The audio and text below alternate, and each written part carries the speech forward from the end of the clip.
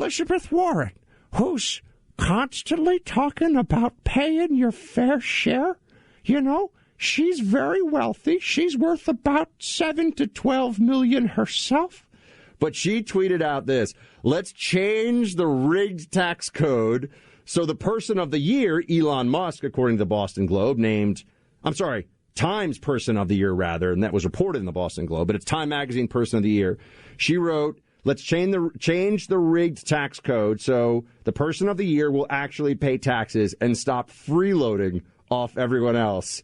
Elon, who has, I think, 66 million Twitter followers, responded, this is awesome. If you open your eyes for 2 seconds, you would realize I pay more taxes than any American in history this year. Don't spend it all at once. Oh, wait, you did already. Then he shared an article, Elizabeth Warren is a fraud. Her lies about being Native American disqualify her. Then he added, you remind me of when I was a kid and my friend's angry mom would just randomly yell at everyone for no reason.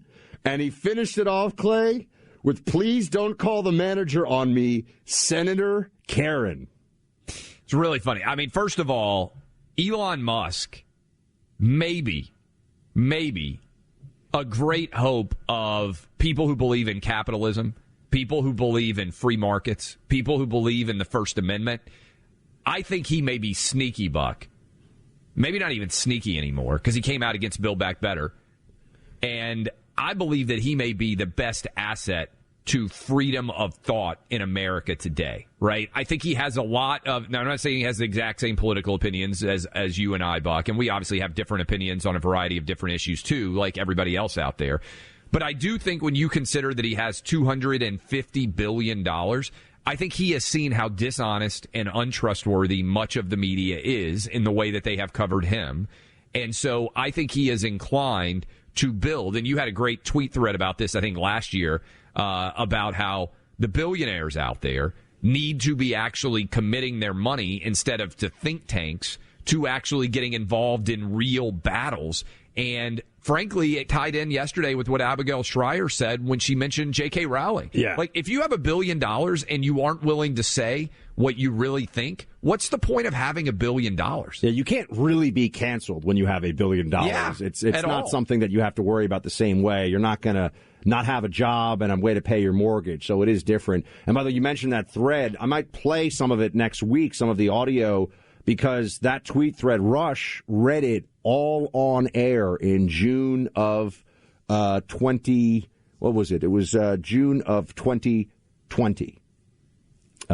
So Rush read, I think, I'm trying to make sure I got the date right. I think it was June of 2020 because you sent me the thread. That's right. And that time frame. But you're 100% right on it.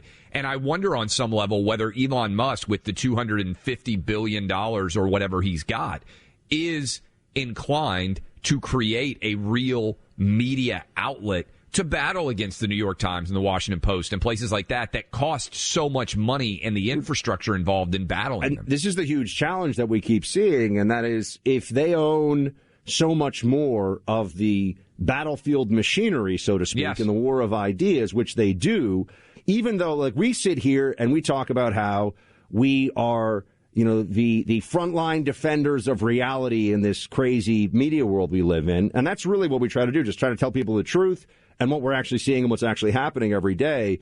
But you can be overwhelmed with lies, right? You can be overwhelmed with the propaganda machinery that's out there. The Democrats, as much as people listening to this show, because they have the discernment to know they're not getting the truth elsewhere, that's why they listen, they understand that a lot of other folks are busy. They got other things going on. They don't know enough. They're not exposed to it enough. They don't, and they'll believe Jen Psaki when she says things like, we were never in favor of defund the police. Or they'll believe her when she says that inflation's not that bad. What's the big deal? Sorry, your Peloton is late. That's the problem we're up against. Well, and you could think about this, Buck, and we've talked about it some on the show. Imagine if Rupert Murdoch and his family don't exist.